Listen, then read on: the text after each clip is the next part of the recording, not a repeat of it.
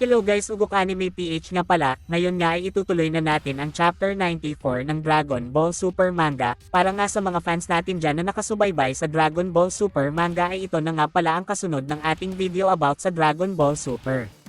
At para nga din sa mga bago pa lang natin na viewers ay nasa baba lang ang link ng Dragon Ball Super Full Manga Review natin. I-check nyo na lang guys kung gusto nyong makasabay sa ating Dragon Ball Super Manga Review. At para nga din sa nag-aantay ng chapter 23 ng Dragon Ball Kakume ay ongoing pa nga ito. Sa madaling salita ay mag-aantay pa nga tayo ng ilang linggo para sa bagong chapter ng Kakume. Habang wala pa ang Kakume ay itutuloy ko na muna itong Dragon Ball Super. Kaya kung ready na kayo ay magsimula na tayo. Bago ko ito simulan ay mag-recap muna tayo sa part 1 ng chapter 94. Natapos nga ang part 1 sa scene kung saan ay nakapunta na nga si Gohan sa headquarters ng Red Ribbon Army para nga iligtas itong anak niyang si Pan. Ngunit hindi nga ito magiging madali sa kadahilanan na nandito nga ang mga Gamma Androids para pigilan siya sa kanyang layunin. Dahil nga dito ay magsisimula na ang laban sa pagitan ni Gohan at ni Gamma 1. Dito na nga papasok ang chapter 94 ng Dragon Ball Super Part 2. At sa unang panel nga ay ating makikita si Gohan na naghahanda na nga para sa laban na magaganap. Habang itong sila Gamma 1 at 2 ay nalilito nga kung sino sa kanila ang lalaban dito kay Gohan. Pero salita nga dito si Gamma 1 at sinabi nito na siya nga daw ang lalaban dito kay Gohan. Salita naman dito si Gohan at sinabi nito na sino nga daw ang mga ito.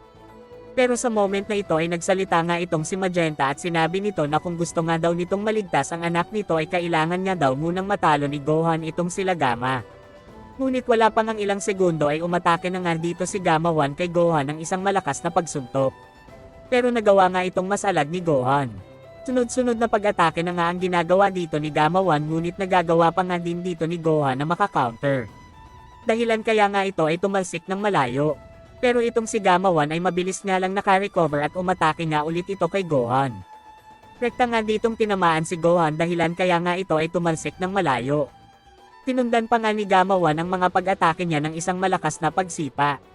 Pero nagawa nga itong ma-hold ni Gohan sa pamamagitan ng pagkapit sa paa nito. Dahil nga sa lakas ng impact ng ginagawang atake nitong si Gamma 1 ay nagresulta nga ito ng malakas na pagsabog. Makikita nga natin dito ang mga army ng Red Ribbon na tumatakbo palayo sa lugar kung saan nagaganap ang laban nila Gohan.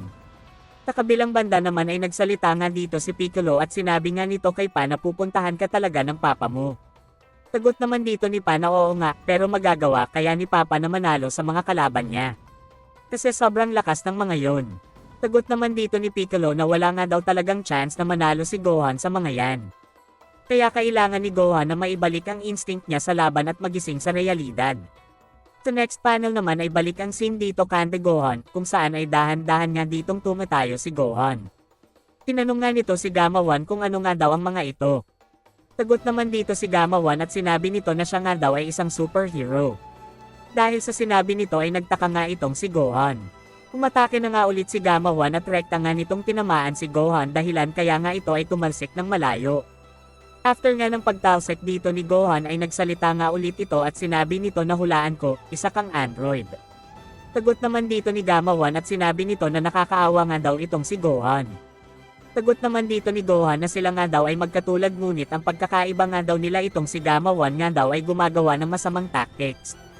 Sagot nga ulit dito si Gamma 1 at sinabi nito na ang pagkidnap nga daw ng bata ay hindi nila yan ginagawa at hindi namin yan idea, sumusunod lang ako sa mga utos at para na din sa hustisya. Dahil nga sa mga sinabi nitong si Gamma 1 ay nainis nga dito si Gohan at sinabi nito na anong orders at hustisya ang sinasabi mo. Dito nga ay pag-alit na sinabi ni Gamma 1 na, oo at ako na ang tatapos ng mga kasamaan na ginagawa mo. At mabilis nga itong umatake kay Gohan. Si Gohan nga dito ay nagulat sa mga sinasabi nitong si Gamma 1 at wala nga siyang ideya sa mga sinasabi nito. Sunod-sunod na pag-atake nga ang ginawa dito ni Gamma 1 na rektang tumama dito kay Gohan.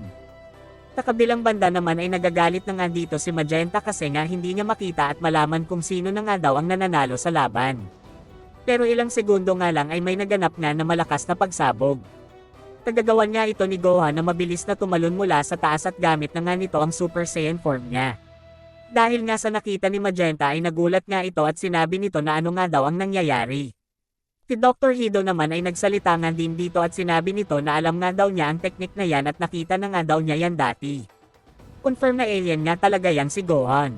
Pero wala pang ilang segundo ay dumating na nga din dito si Gamma 1 at sinabi nito na bigla nga daw lumakas ang chi na meron itong si Gohan. Ngunit si Gohan nga dito ay seryoso na at wala na nga itong balak na magbiro sa laban. Mabilis nga nitong tinanggal ang salamin niya at naghanda na nga ito ng isang atake. Ito nga yung signature technique nila ng papa niya na Kamihami Wave. Nakita nga ito ni Gamma 1 kaya nga mabilis itong naghanda. Ngunit wala pang ilang segundo ay nirelease na nga ni Gohan ang teknik niya na rektang tatama dito kay Gamma 1. Dahil nga sa bilis ni Gamma 1 ay mabilis nga niyang naiwasan ang atake nitong si Gohan at nag-counter nga ito ng malakas na parang ray gun na rektang tatama dito kay Gohan. Mabilis nga din itong na-deflect ng ating bida. Dahilan kaya nga sa ibang direksyon ito tumama. Tumama pala ito sa lokasyon kung nasaan itong sundalo na kumuha kay Pan. After nga ng pag-deflect ni Gohan ng atake ni Gamma 1 ay sinundan nga niya agad ang atake niya ng isang malakas na pagsipa na rektang tumama sa mukha nitong si Gamma 1. Dahilan kaya nga ito ay tumalsik ng malayo. Dahil sa atake na yon ay tuwang-tuwa nga dito si Pan. Sa moment na ito ay sinabi nga ni Piccolo na kulang pa daw yan. Dahil nga daw sa na-experience niya, noong linabanan niya itong isang Gamma ay napansin nga daw niya na may kakayahan ang mga Gamma na yan na matutunan ang teknik na meron ang kalaban nila. Sa kabilang banda naman ay nagagawa na ngang ma-adapt ni Gamma 1 ang lakas na meron itong si Gohan dahilan kaya nga madali na lang nitong nasasalag ang mga atake ni Gohan. Salita nga dito si Gamma 1 at sinabi nito na tama na nga daw ito. Yan lang daw ba ang full extent ng kakayahan nitong si Gohan? Kung yan na nga daw yun ay wala nga daw talagang chance itong si Gohan na manalo sa kanya. Dito nga ay umatake na ulit itong si Gohan ng sobrang daming pag-atake ngunit nagagawa nga lang dito ng Gamma na iwasan ang mga atake niya. At nagsimula na ngang mag-counter-attack dito si Gamma 1 kay Gohan. Sa pamamagitan ng pagkapit sa leeg nito at talagang kawawa nga dito si Gohan.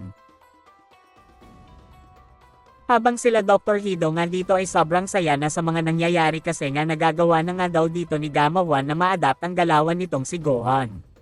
Sunod-sunod na pag-atake na nga dito ang ginagawa nitong si Gamma na rektang tumatama sa ating bida. Dahil nga sa nangyayari kay Gohan ay naisip nga dito ni Piccolo na galitin itong si Gohan. Kaya nga agad na sinabihan ni Piccolo itong si Pan na magpanggap na umiiyak at nasasaktan para nga daw magalit itong papa niya. At dito nga ay ginawa na nga nila Piccolo ang kanilang plano at sumigaw na nga dito si Pan na parang umiiyak. Nang makita nga ito ni Gohan ay parang nagalit na nga ito.